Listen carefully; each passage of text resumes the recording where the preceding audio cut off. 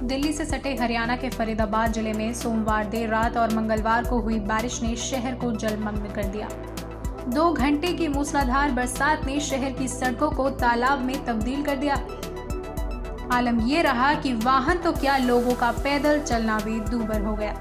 Delhi Agra highway पर भी कई स्थान पर हुए जलभराव से ट्रैफिक जाम की स्थिति बनी हुई है। कृषि विभाग के अनुसार फरीदाबाद में कुल 30 mm बरसात हुई। बल्लभगढ़ में 10 और छायसा में 15 mm बारिश रिकॉर्ड की गई। सुबह से ही आसमान में बादल छाए हुए थे।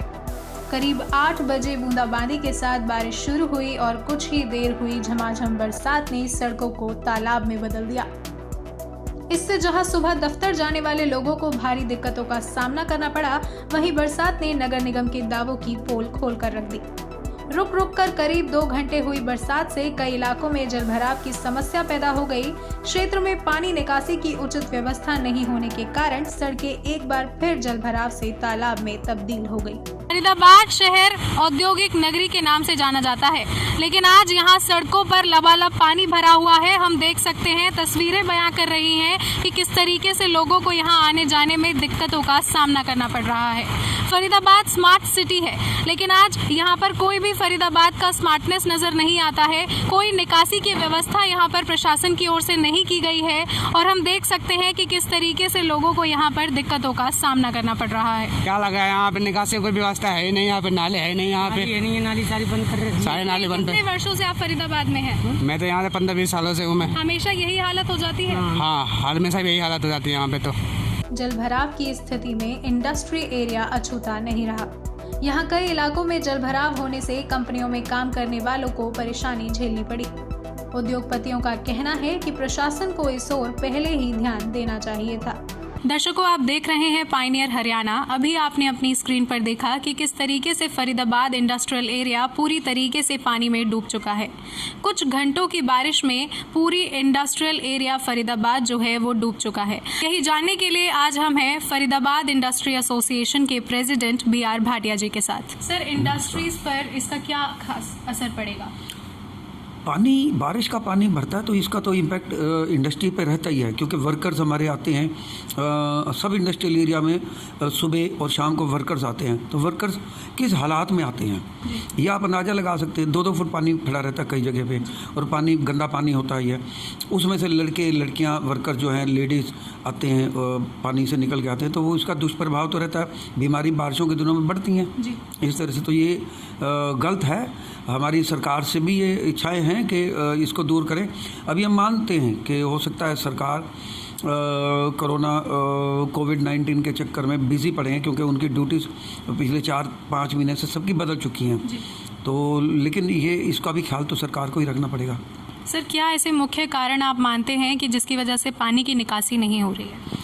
देखिए, एक तो इसकी प्रॉपर प्लानिंग नहीं है।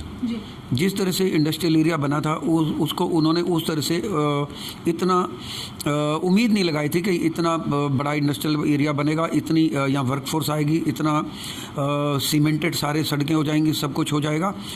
ऐसा उन्होंने मिस प्लानिंग कह सकते हो इसको आप थी। और दूसरा, इसमें बारिश के लिए पहले से सरकार को, MCF को उसके ऊपर कुछ बारिश आने से पहले कुछ कार्य करते, उसको उस ढंग से नोट करते, देखते, तो हो सकता है इसकी ये ना रहता ऐसा। सर, ऐसा सुनने में आया है कि इंडस्ट्री के आगे हार्वेस्टिंग सिस्टम भी क्रिएट किया गया है, उसके बारे में क्या कहना है? देखो, ऐसा है, हर इंडस्ट्रीज़ ने अपनी फैक्ट्री के आगे ऐसा नहीं किया। ये जो भी सेक्टर में हमारी फैक्ट्री के आगे कुछ ढलान इस तरह की बन चुकी थी, सड़कों की, सीमेंटेड सड़कों की, कि वो ज़्यादा ही ढलान आ गई थी, जिसको हमने देखा तो 2-2 फुट के करीब पानी हमारी फैक्ट्री के आगे इकट्ठा हो जाता था। तो हमने उसका एक सोल्यूशन निकाला। सड़कें तो दोबारा बन नहीं सकती, वो सरकार के लिए लंबे काम है। तो हमने अपनी फैक्ट्री के बाहर को रेन वाटर हार्वेस्टिंग के पिट बनाए।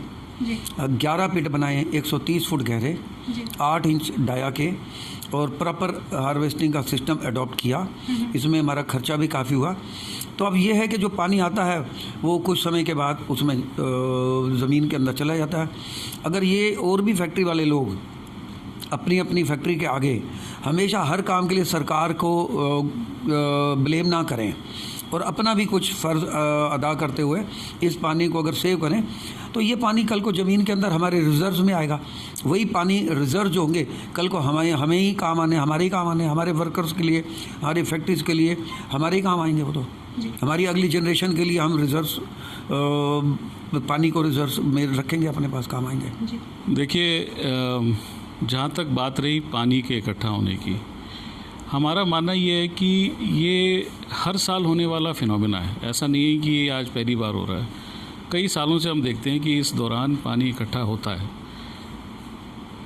ऐसा नहीं है कि प्रशासन ने कोशिश नहीं करी, दिखता है हमें कि उन्होंने अपनी तरफ से कोशिश करी है, लेकिन हमें ये भी लगता है साथ साथ कि जो कोशिश का समय है ड्रेन क्लियरेंस का, सफाई का, वो अब नहीं है। वो मार्च अप्रैल में होता है जब हम तैयारी करते हैं शहर को अप टू डेट लाने के लिए for the problems which will arise due to the rain water collection.